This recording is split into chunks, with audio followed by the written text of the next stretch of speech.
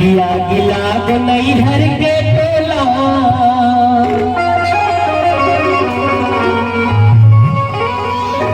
हरिया गिला को नहीं हर के टोला पलम हम के ले टोला गिला को नहीं हर के टोला पलम हम के ले टोला ले टोला ले टोला ले टोला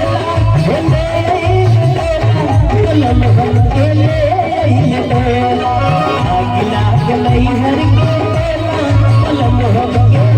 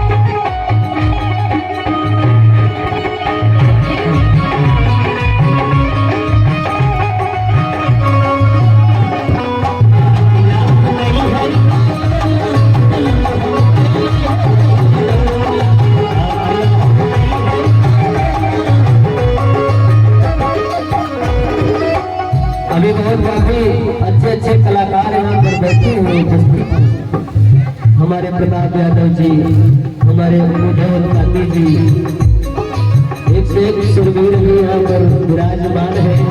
थोड़ी देर बाद हमारे प्रताप भाई और उद्धव भाई गाएंगे, लेकिन कहना है आग लाख नहीं हर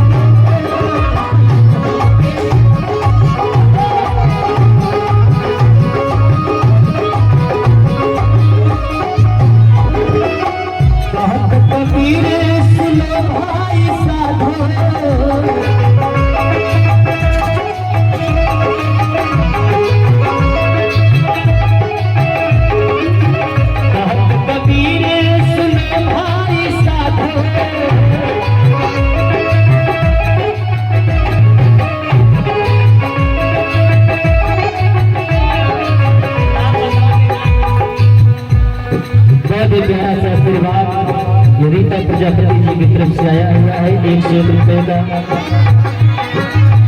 सादरमान। आप सभी जितने भाई यहाँ पर उपस्थित है सबको तहे दिल से प्रणाम। लेकिन आज भैया भैया भैया